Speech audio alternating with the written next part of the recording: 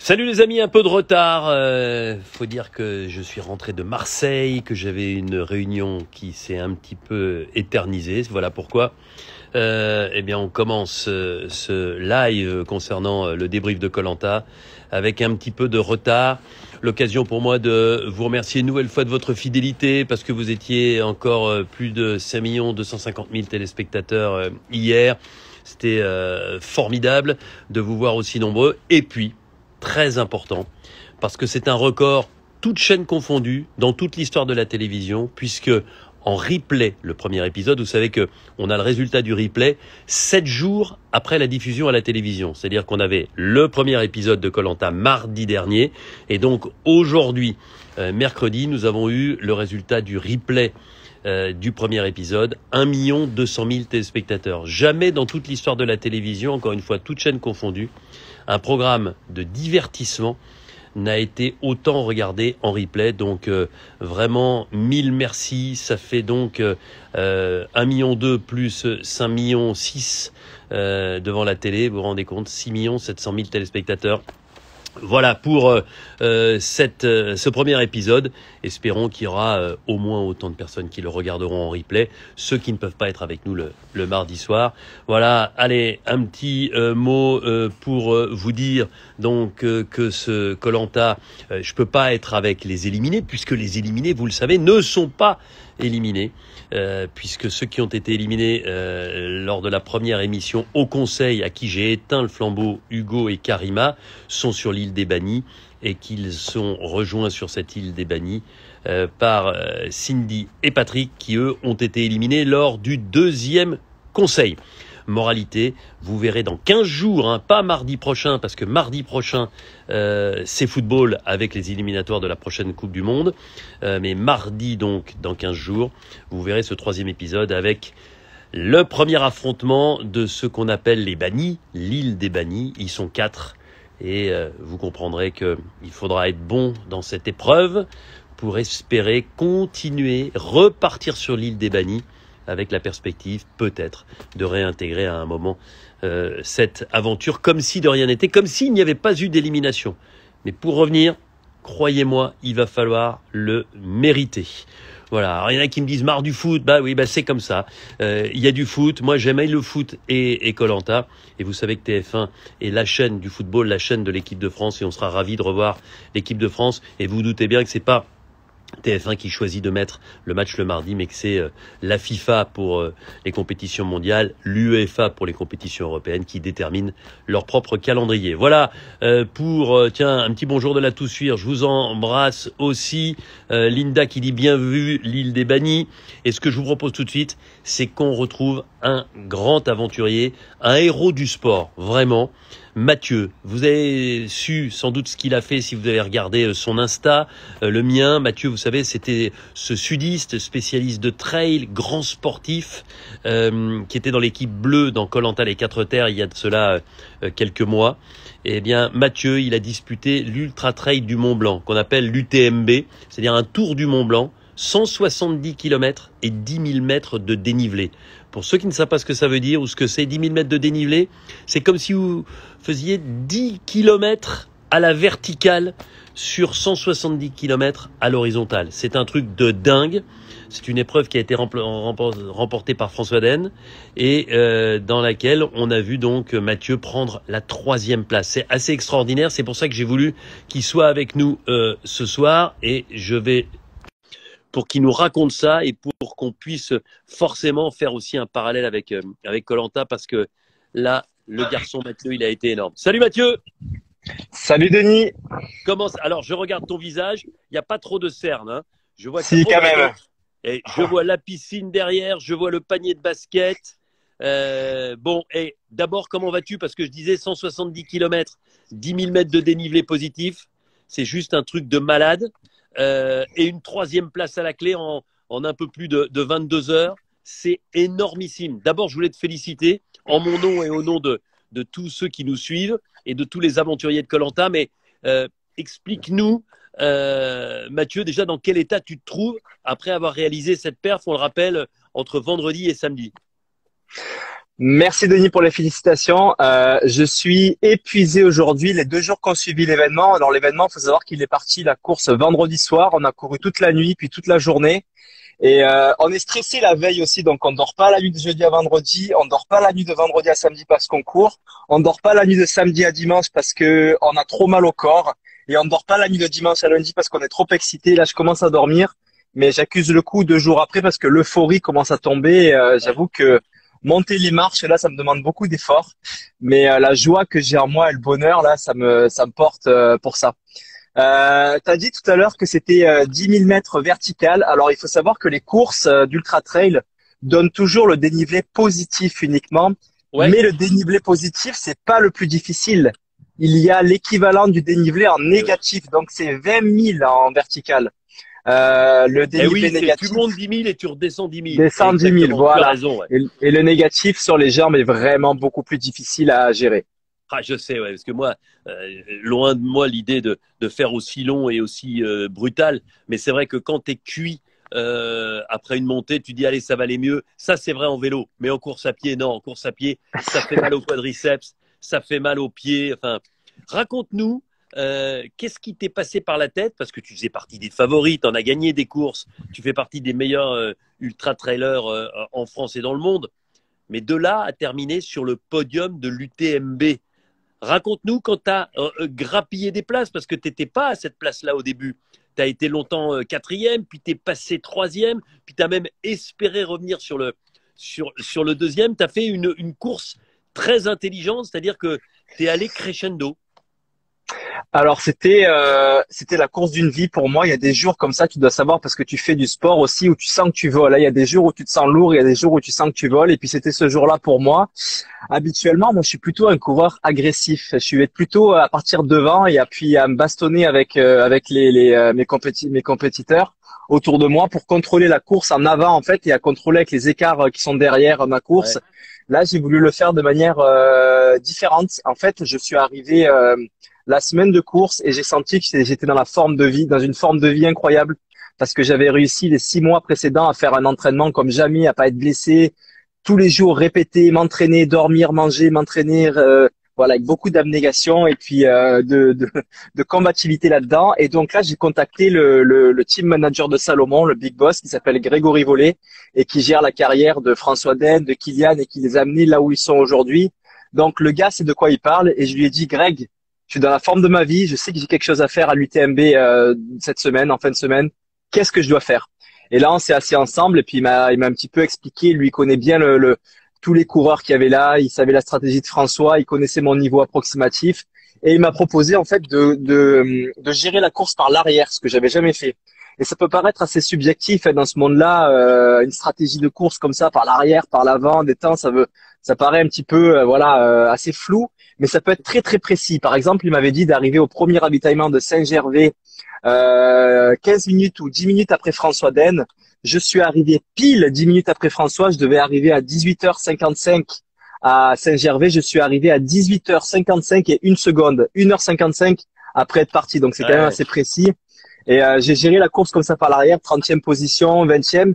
Et ce qui permet d'être beaucoup plus en confort physique, au niveau gastrique aussi, mais surtout au niveau lucidité. Ce qui te permet de faire C'est-à-dire que des c'est choix toi qui es le poursuivant et t'es pas exacts. poursuivi.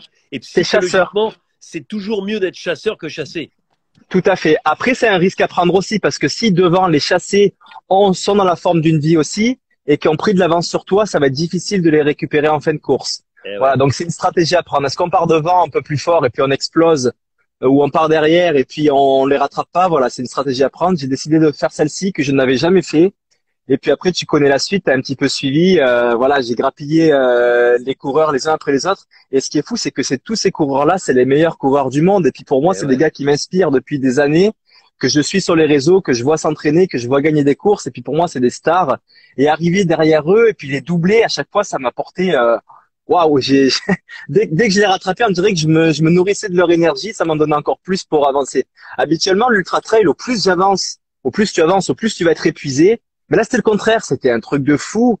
Du départ à l'arrivée, je me sentais de plus en plus en forme. C'est vraiment Non, fou mais ce qui m'est arrivé. c'est là C'est que je trouve ça dingue. 170 kilomètres avec des arrêts, avec des moments où tu as mangé, avec des moments où tu t'es reposé un tout petit peu, des montées, des descentes, des cols, la nuit, le vent, le froid, la chaleur, et puis une belle organisation, et j'ai envie de dire une organisation dans l'affect aussi, puisque celle qui était là pour t'aider, celle qui était là pour te bichonner, pour te préparer les bons petits plats, pour te les donner au bon moment, parce que rien n'est laissé au hasard.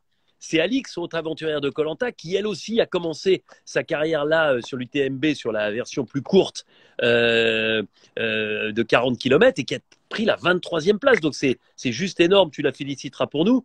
Mais c'était marrant, moi je vous ai regardé sur le live de l'UTMB, de vous voir. On avait l'impression, tu vois, François Den, il était par exemple avec quelqu'un, mais il n'y avait pas cette passion amoureuse, cette complicité qui est celle que tu entretiens avec Alix. On avait presque l'impression, quand tu la rejoignais sur les points de passage, que c'était comme une symphonie, que tout était écrit à la note de musique près. Mais c'est un regard très intéressant que tu portes sur cette relation et sur le soutien que peut apporter ton équipe qui t'accompagne sur un tel événement, parce que la course d'ultra trail, c'est tellement demandant que c'est pas seulement le jour de la course, ça se prépare les mois qui précèdent, pendant, Ouais. après aussi sur la récupération. Et tout seul, c'est impossible. Il n'y a aucun athlète qui peut faire ça. C'est des journées qui sont très difficiles, qui sont éreintantes à l'entraînement. Si le soir, t'as pas quelqu'un pour t'aider à te faire des bons petits plats adaptés à la récupération pour recommencer le lendemain, qui te soutient pas moralement aussi dans les moments où c'est dur, où tu rentres le soir fatigué, où tu doutes sur ta capacité à aller affronter un tel événement, c'est pas possible. Et Alix a joué un rôle énorme. J'avais déjà fait ça avec ma maman sur un UTMB précédent, et je sais qu'à chaque fois que je rentrais dans un ravitaillement où je suis dans le dur, rencontrer une personne comme ça proche qui nous connaît, ça donne un boost moral et mental qui est vraiment énorme. Et c'est Ouais. vraiment fou, hein. C'est presque magique. Là, tu rentres dans le ravitaillement, t'es épuisé, tu vois la personne, tu t'approches d'elle, tu la prends dans tes bras, et puis hop, ça te reconditionne, et puis tout d'un coup, physiquement, tu es capable de repartir. C'est assez fou. On avait aussi préparé cette stratégie-là avec Alix, là, on s'était même entraîné un petit peu avant, d'optimiser les ravitaillements. Parce qu'en fait, ce qu'il faut savoir, c'est que quand tu cours des ultra distances ou tu fais de l'ultra endurance, même sur le vélo, tu l'as peut-être vécu sur des marathons, mais on dirait que le temps s'étire et se contracte. C'est-à-dire que des fois, une minute peut paraître 10 heures, et puis 10 heures peut paraître une minute. Et donc, si tu Ouais. arrives dans un ravitaillement et que tu as perdu un peu cette lucidité et que le temps est déformé, tu vas très vite par 10 minutes, tu vas t'asseoir, manger un petit peu, et puis tu vas dire, ah ben ça y est, ça fait une minute, je peux partir. Non, ça fait 10 minutes. Donc, j'avais demandé à Alix qu'elle soit la gardienne du temps. Et on a fait ça en mode Formule 1. Je rentrais pas, elle me mettait les gourdes, elle changeait ma lumière, la Mais pile, oui, tac, tac, oui, tac. j'ai vu Et ça. l'objectif, et c'était la gardienne du temps, je disais Alix, une minute maximum dans les ravitaillements. En 2018, j'étais resté 10 minutes. Et si tu mets bout à bout tous les ravitaillements, ça peut faire Ouais. une énorme différence. Et peut-être que mon succès est aussi dû en partie à ce soutien qu'elle m'a apporté. Bon, Mathieu, toi qui as vécu koh quel parallèle tu pourrais faire entre une aventure de longue haleine comme koh et un raid, un ultra trail aussi dur que l'UTMB?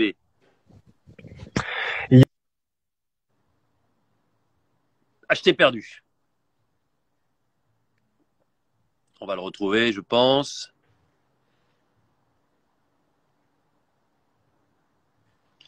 Alors, est-ce qu'on a un petit problème avec Mathieu? Ah voilà, je t'entends Mathieu. Tu m'entends? Voilà. Vas-y. Alors, parce que j'ai rien entendu de la réponse, si tu peux la reprendre. Ah mince. J'ai l'impression que ça passe plus. Les problèmes des directs, ouais. Non, j'ai pas éteint son flambeau là. Tiens, dites-moi, vous me voyez? C'est un problème avec Mathieu? Mettez-moi un petit peu dans la confidence de ce qui se passe. Il n'avait pas la réponse, il a raccroché. Alors, il y a sans doute un petit souci. On va reprendre. Je vais essayer de le rappeler. Mathieu, tiens, il est là. On va voir si ça passe. Cette fois-ci, peut-être qu'il est dans le Luberon. Le Luberon, comme on dit. Pas le Luberon, le Luberon. Est-ce que ça va passer? Alors, pas sûr que ça fonctionne. Mathieu, ok. Envoyer une demande. C'est ce que j'ai fait. Est-ce que moi, ça passe bien, les amis?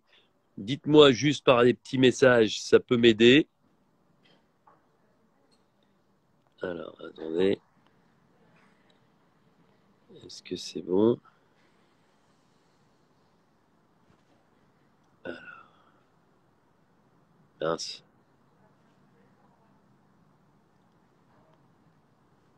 Est-ce qu'on a quelque chose qui peut nous aider? Alors, tiens, je vais appeler Alix pour voir si Alix, ça passe mieux. Peut-être qu'ils sont ensemble, je ne sais pas d'ailleurs. J'ai l'impression qu'on a un petit souci, mes amis. Alors, attendez. Allô? Ah, Mathieu! Bon, ben t'as trouvé une solution. Eh ben ouais, non mais toi, t'as un téléphone en bois ou quoi? Ouais, j'avoue, ouais, je sais pas. Bon, je me suis dit qu'Alix, elle devait pas être loin. Ouais, bah écoute, voilà l'humble demeure d'Alix. Où hier soir, on a organisé une soirée, on avait projeté koh sur le mur de la maison, juste là, avec tous Ah, les amis, et on a passé une super soirée. bon, voilà, pas de problème de connexion avec moi, me dit-on, parce que je savais pas si ça venait de mon côté ou du tien. Bref, juste, alors, je t'avais posé la question, le parallèle entre koh et une épreuve de longue haleine comme l'UTMB, tu dirais quoi? Moi, j'en vois plusieurs parallèles. D'abord, il y avait la déprivation de nourriture et de sommeil. En fait, ce qu'il faut savoir, c'est qu'à koh quand tu manges pas, au bout de 3 jours, tu commences à avoir des baisses d'énergie et tu dois quand même aller faire des épreuves avec un niveau d'énergie qui est bas. Alors, tu es capable de te déplacer, mais tu dois faire avec.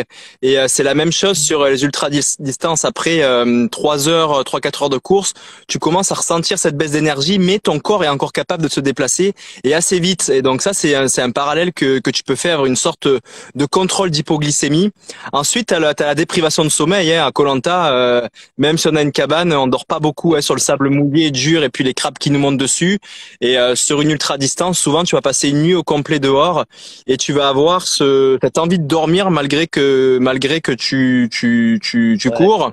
Et finalement, tu te rends compte que tu es capable de passer une nuit, voire deux, sans dormir. Alors après, tu commences à avoir un peu des petites hallucinations et des petits troubles comme ça, mais ça fonctionne. Et tout ça montre que le corps, malgré l'éducation qu'on a de se dire qu'il faut faire 3 repas par jour et dormir toutes les nuits, il a des ressources qui nous permettent d'aller beaucoup plus loin. Peut-être ne pas manger pendant une semaine, ne pas dormir pendant plusieurs nuits.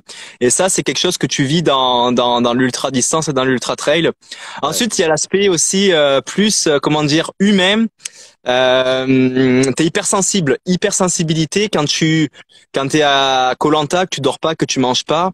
L'hypersensibilité fait tomber les masques et on dirait que c'est plus facile de lire les personnes autour de toi visuellement par rapport à leur ouais, comportement. Il y a comme une discussion corporelle plus que verbale que tu vas retrouver dans le sport et dans l'ultra endurance. On est mis à nu en fait, à fleur de peau, et puis des fois quand tu fais de la compétition, tu regardes ton adversaire sur la gauche, sur la droite, ou comment il se déplace, et tout de ouais. suite tu vas pouvoir lire s'il est dans un bon état ou pas dans un bon état. Et c'est un parallèle que tu peux vivre dans une aventure de survie. Non, mais c'est vrai que c'est assez incroyable. Et moi, ce qui m'impressionne, c'est que tu puisses traverser une épreuve comme ça à 8-9 km/h de moyenne avec les dénivelés. Enfin, c'est un truc de fou. Tantôt avec des bâtons, tantôt sans bâtons, et surtout sans te blesser. Et ce qui m'a aussi impressionné, c'est de voir la différence de gabarit. Prenons ton gabarit et celui de François Den. Lui est très longiligne avec des cuisses toutes fines, des mollets très fins. Toi, tu es beaucoup plus trapu avec des jambes beaucoup plus costauds. Et à l'arrivée, il y a quelques minutes entre vous, comme quoi l'ultra trail est un sport qui peut convenir à des profils physiques très différents. Ouais, tout à fait. En fait, tu remarqueras que les profils, il y a de tout. Tu as le François Den, comme tu l'as évoqué, qui fait 1m92, très longiligne, et puis qui pèse pas très lourd. T'en as des plus petits. Voilà. Après, justement, ta forme corporelle, vu que tu dois évoluer dans un terrain naturel qui va demander des aptitudes physiques différentes, dépendamment si tu es dans une montée, Ouais, dans une descente, ou parfois même tu vas devoir t'accrocher un petit peu à des branches ou avec les bâtons pour pousser, donc avoir un haut du corps puissant. Mais tu vas pouvoir exploiter des forces qui vont être différentes dépendamment de tes aptitudes physiques et de ton corps. Donc c'est ça qui est beau dans ce sport, c'est que c'est ouvert à tous. Le le basketteur doit être grand, voilà, le jockey doit être tout petit, tout léger, mais l'ultra trailer peut être petit, gros, grand, maigre, il y a tout est possible. Et puis on voit que ces profils-là physiques peuvent être en avant des courses, peu importe leur gabarit physique. Je trouve ça super intéressant.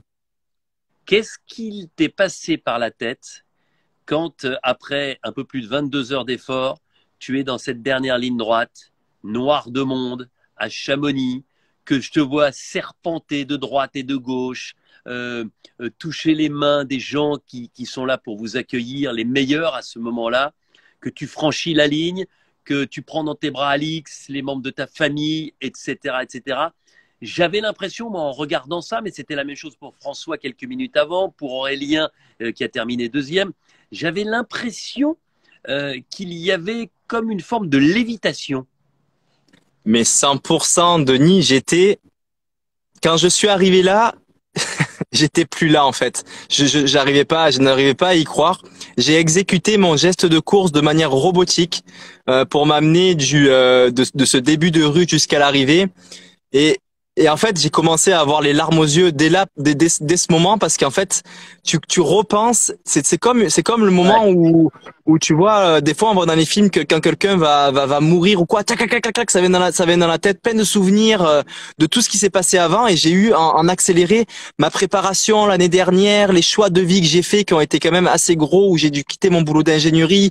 Il y en a qui croyaient en moi, il y en a qui croyaient pas. Ça a été un parcours de vie qui a été quand même avec beaucoup de rebondissements et très atypique. Et tout ça m'est arrivé dans la tête, ça m'a fait un petit peu pleurer et je me souviens aussi que cette image de voir quelqu'un dans la rue courir avec toute cette foule autour, on parle vraiment de milliers de personnes, je l'avais vu déjà moi en vidéo et je voyais les premiers de l'UTMB faire ça dans les éditions précédentes et je me disais waouh, ça doit être fou à vivre ce truc-là, c'est incroyable la chance qu'ils ont ces gars-là.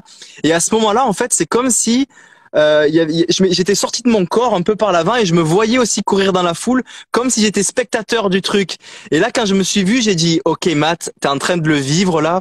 Profites-en à fond, j'ai levé les mains, j'ai profité de la foule, j'ai essayé de saluer tout le monde parce qu'ils m'ont tellement porté le long de la course sur le côté des sentiers, en fait, à crier Mathieu, Mathieu, Mathieu, tout le long du parcours, la nuit, le jour, que c'était le moment aussi de remercier ce public qui m'a porté.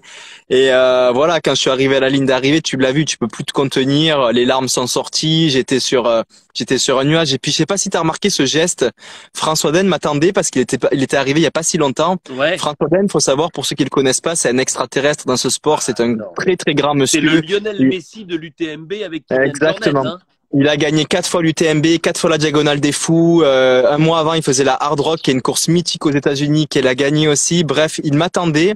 Puis François Den, il me connaît pas plus que ça, tu vois. Il s'est approché de moi, il m'a pris le bras, il me l'a soulevé, et il avait fait exactement le même geste avec Kilian Jornet lors de l'UTMB 2017. Kilian était arrivé après lui. Il lui avait pris le bras, il lui avait levé, et là, à ce moment-là, j'ai regardé la scène, je regardais François et je me disais, mais je comprends pas qu'est-ce qui se passe, mais qu'est-ce que je fais là?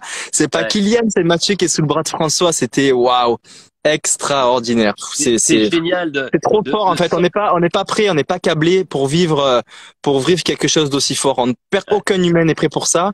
Tu perds totalement le contrôle et puis même là, 3 jours après où je te parle, je suis encore dans un état d'euphorie, un état second qui est difficilement perceptible là.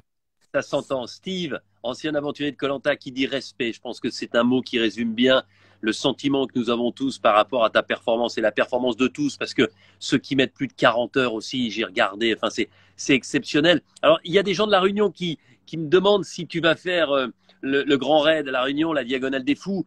Moi, je connais la réponse parce que je connais ton programme. Ce sera pas pour cette année, mais est-ce que, à l'image d'un Benoît Girondel qui a déjà gagné la Diagonale 2 fois, ça peut être un de tes objectifs que de gagner cette épreuve mythique et de traverser de part en part cette sublime île de la Réunion? Bon, Denis, je reçois beaucoup la question. Il faut savoir que c'est à cause de vous si j'ai pas encore fait la diagonale des fous. Pour la petite anecdote, en 2019, je suis parti à l'île de la Réunion pendant un mois. C'était mon objectif de l'année. Début septembre, je suis parti à la Réunion pour préparer, pour repérer le parcours. J'ai fait le parcours au complet en plusieurs jours. J'étais prêt. Le tour des médias sur l'île parce que j'étais un sérieux prétendant au podium.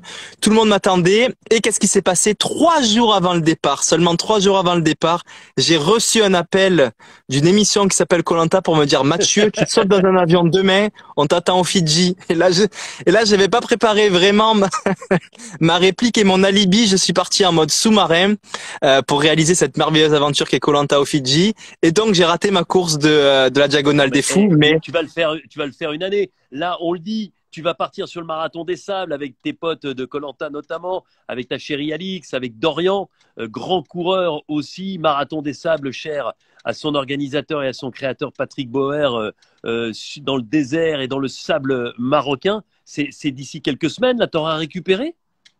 Mais c'est une bonne question. Je sais pas. Là, je suis dans un état tellement épuisé que je sais pas si j'aurai récupéré. En tout cas, l'ajustement se fera une fois sur place. On va faire la première étape d'une 40aine de kilomètres au milieu du désert.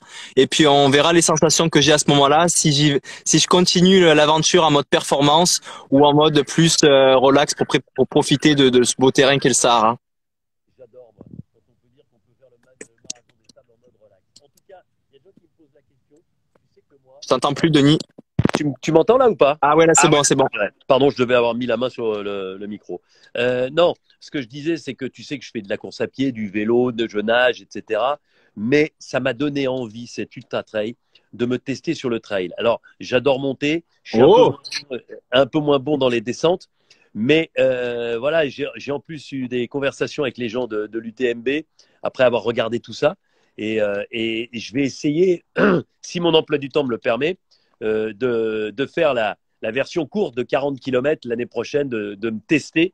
Je sais que Mike Horn l'a fait cette année, Alix l'a fait cette année, donc je vais me préparer pour essayer de faire ça, de comprendre un peu ce que c'est le trail, parce que et c'est marrant parce que j'ai pas mal de potes autour de moi qui sont un peu comme moi, des sportifs réguliers, et qui se sont dit mais bon sang, mais ça a l'air d'être un truc de dingue. Donc j'ai vraiment envie, et je vais aller m'entraîner en forêt de Fontainebleau notamment. Bon, Denis, il y a 1300 personnes qui t'ont entendu dire ça, donc là, tu t'es engagé. Je pense que c'est un bon choix que tu fais parce que tu sais que le trail, c'est plus qu'un sport, en fait. Hein. C'est un état d'esprit et c'est une communauté qui est merveilleuse, avec qui tu passes des moments vraiment, vraiment forts. C'est un monde, voilà, c'est un monde qui adore le milieu naturel, qui adore partager, qui part à l'aventure. Hein. Quand tu pars en trail, faut s'adapter au milieu naturel et c'est quelque chose de très fort et t'en ressors pas indifférent. Comme tu dis, je pense que tu devrais t'essayer sur l'UTMB parce que c'est l'événement phare de l'année.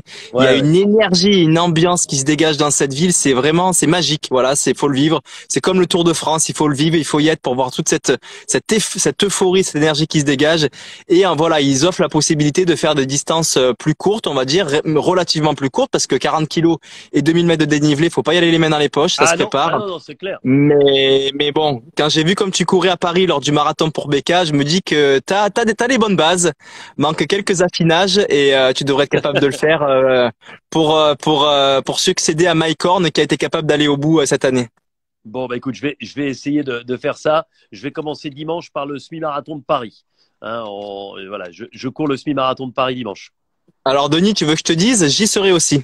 Ah ouais, bon bah écoute, on se croisera là-bas, tu vois. Mais moi, ça sera vraiment en mode solidaire, relax, pour passer du temps avec des amis. Ah mais tu cours? Oui. Non mais le mec est fou. Le mec est fou. Mais non, mais c'est pour vasculariser. C'est pour vasculariser les jambes un petit peu. Tu veux faire quoi comme temps si tu vas? Non, je vais y aller vraiment tranquille à la sensation. Mon record, c'est 1h10 sur demi-marathon. Donc c'est pas là que je vais aller le battre, mais ça va être. J'ai même pas d'objectif de temps. C'est une petite balade dans les rues de Paris. Ouais. Tu vas finir devant moi. Il y a Maxime qui dit Matt, tu abuses un semi-marathon après avoir fait ça. Alix aussi, elle court le semi? Oui, tout à fait. Bon, bah écoute, on se verra là-bas. Bon, et on va parler aussi un peu koh. Tu me disais que tu avais regardé sur écran géant. Tu avais eu le temps de voir le premier épisode aussi, malgré la préparation? J'ai vu les 2 épisodes. Bah, tu sais, j'ai un biais cette année. Hein. Je soutiens quelqu'un en particulier, donc je suis à l'affût des épisodes là. Alors justement, qu'est-ce que tu en penses de ce début, des surprises, les garçons d'un côté, les filles de l'autre, l'île des Bannis, tu pars, mais tu as le choix entre partir définitivement et rentrer en métropole ou rester en Polynésie pour tenter ta chance sur l'île des Bannis. Comment tu la sens cette saison après 2 épisodes? Ben moi, sincèrement, j'ai vraiment j'aime beaucoup le début parce que je trouve que c'est frais en fait et qu'il y a quand même du niveau au niveau survie sur le camp et au niveau sportif là ils sont engagés. J'avais peur que ça soit un petit peu voilà de nonchalant là qu'ils fassent un petit peu les stars les uns et les autres, mais je trouve qu'ils se donnent quand même. Hein, tu vois sur les épreuves. Si tu fais la star, t'es éjecté instantanément. Ouais, non, ça, je suis agréablement surpris, ça part bien. La surprise garçon-fille, là, c'est pas mal aussi. La sortie du conseil qui donne une deuxième chance, si ça avait pu être dans notre émission, ça aurait été cool aussi. Mais ouais, j'apprécie beaucoup. Et puis pour la petite histoire, moi tu le sais, j'étais à Tahiti, enfin en Polynésie au même moment. Donc tu sais, j'étais toute cette météo et puis ces couchers de soleil qu'on voit dans les images, je les ai vus aussi au même moment et ça me touche de pouvoir voir ces images. C'est vrai qu'on s'était croisés à Tahiti, notamment à la fin du tournage. Qu'est-ce que tu as pensé de ta Alix chérie là? Parce que dès le premier conseil, ça part à 2000. Hein, et elle dit ce qu'elle pense. Enfin, comme d'habitude, on la connaît. Tu sais, mais je pense que même avec toi, quand elle a envie de te dire ce qu'elle pense, tu sais, elle tourne un peu sa langue dans la bouche comme ça. Elle a tendance à avoir un petit rictus d'énervement, genre. Tu vas pas me casser les bonbons longtemps, quoi. Tu la sens arriver, mais elle est vraie, elle est authentique, elle est pure, et puis qu'elle a à dire ce qu'elle a à dire, elle le dit, elle le fait savoir, et c'est vraiment la Alix qu'on voit dans koh pour l'instant, c'est vraiment la vraie Alix. Elle joue pas son jeu, ouais. Et encore, je la trouve quand même assez relax pour le moment par rapport à la vraie Alix, mais je pense qu'elle va monter. Elle va monter en charge un petit peu comme dans son premier koh où elle observe un petit peu comment ça se passe. Hop, elle met son petit pic à droite, à gauche avec les unes et les autres. Mais une fois qu'elle aura pris confiance et position, je pense qu'elle va commencer à envoyer encore plus de flammes dans ce koh. J'ai hâte de voir la suite. Bon, Mathieu, dis-moi la vérité. Tu as vu sur le premier épisode le parcours du combattant, la blessure de Freddy, la victoire de Claude, le don de soi de Sam. Franchement, sur ce parcours XXL, je l'ai dit, hein, il y avait 13 obstacles, c'était chaud. Bon, vous arriviez quand même, les aventuriers arrivaient en pleine forme puisque c'était la première épreuve. Ils sortaient et de l'hôtel et d'un bon petit déjeuner. Qu'est-ce que tu en penses? Est-ce que tu penses que avec tes compétences, avec tes qualités, tu aurais pu tirer ton épée tous ces garçons? Quand j'ai vu cette épreuve, Denis, j'ai rêvé de la faire. Hein. Je me suis dit, mais qu'est-ce que j'aurais fait à cette épreuve? Parce que il y avait certains passages où il fallait nager et puis notamment aller chercher au fond de l'eau un poids assez lourd là, de 5 kilos peut-être en apnée, puis nager avec ça en surface. Et ça, tu te rappelles, Denis, quand il y avait l'épreuve des pierres au fond de l'eau, c'est un petit peu ma force. Fallait courir aussi au début. Il y avait un gros passage de course pour aller jusqu'au premier obstacle en bois.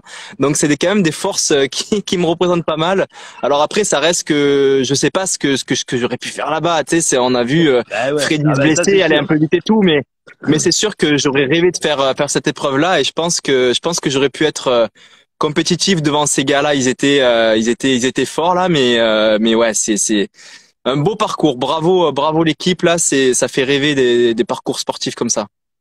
En tout cas, Mathieu, je voulais absolument, tu vois, sur ce petit débriefing de koh-Lanta qu'on parle autant, voire plus, de l'UTMB, de ta performance que de koh-Lanta, parce que j'ai été bluffé. Je peux dire que plein de gens autour de moi, plein de gens dans l'équipe de koh-Lanta ont été bluffés.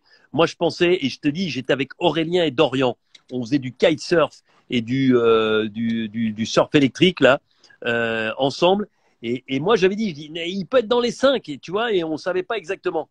Mais de là, être sur le podium de l'UTMB, de la course phare, 170 bornes, 10 000 mètres de dénivelé positif, franchement, une nouvelle fois, bravo.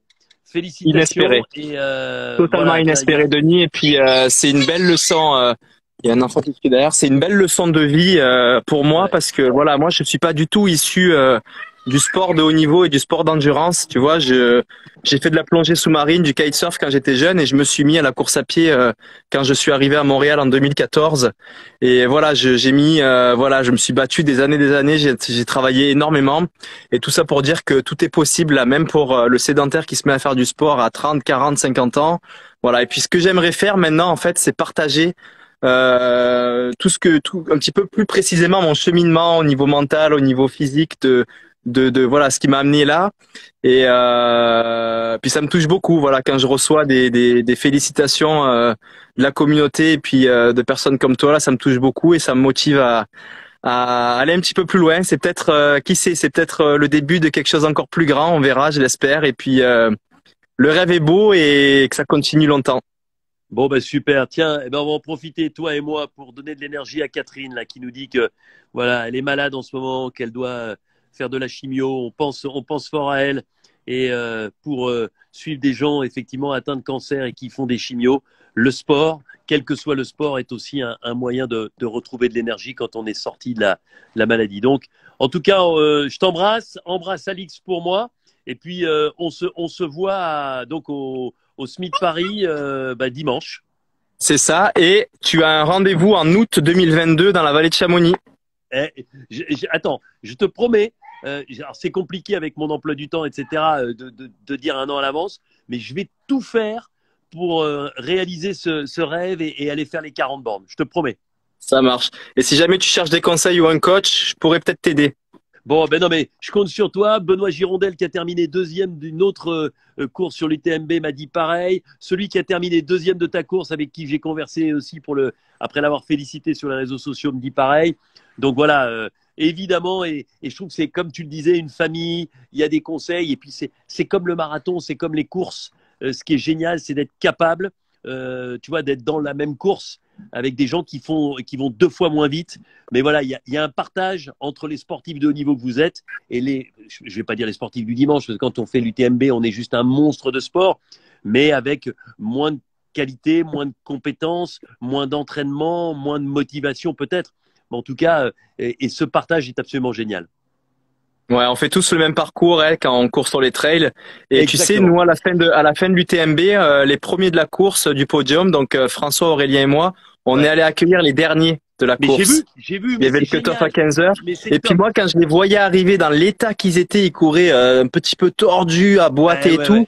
Mais ces gars-là m'inspiraient énormément parce que eux, ils ont couru 45 heures. Non, Alors au mais c'est ça. final, c'est qui a le plus de mérite? Celui qui a couru 21 heures ou celui qui a couru 45 heures, tu vois? Donc voilà, il y a pas forcément de notion de temps, il y a une notion d'aventure et d'aller d'un point A à un point B qui est la ligne d'arrivée. Et à travers ce point A et à ce point B, on va vivre une aventure avec Ouais. soi-même. Et ça nous fait grandir et c'est très très fort. Et je recommande cette thérapie au plus grand nombre. Bon, les amis, Mathieu, merci infiniment. On était en moyenne 1300 à parler d'ultra trail, de marathon, de l'UTMB, de parler de koh aussi. C'était génial de faire ça avec toi. Tu fais une grosse bise à Alix. On se voit dimanche pour le semi-marathon de Paris. Et puis, je vous rappelle, pas de koh mardi prochain parce qu'il y a l'équipe de France de foot. On se retrouve donc pour koh dans maintenant une quinzaine de jours avec le 3e épisode. Je vous promets pas mal de rebondissements et notamment le premier affrontement dans l'île des Bannis avec les 4 qui ont été éliminés. L'objectif, c'est de tirer son épingle du jeu pour avoir l'espoir peut-être de revenir dans l'aventure classique comme si de rien n'était. Mais pour ça, il faut le mériter. Je vous embrasse. Je vous souhaite une belle soirée. Bonne rentrée des classes à tous ceux qui rentrent demain. Je sais de quoi je parle. J'ai 3 de mes filles qui repartent au lycée dès demain. Donc voilà, bonne rentrée. J'espère que vous avez votre cartable, vos cahiers, vos crayons, votre trousse. Tout est bien dans le sac pour reprendre une année avec la meilleure des motivations. Ciao, ciao. Belle soirée. Et Mathieu, repose-toi avant qu'on se retrouve à Paris. Ciao Denis, bonne soirée. À dimanche. Ciao. Ciao. Bye.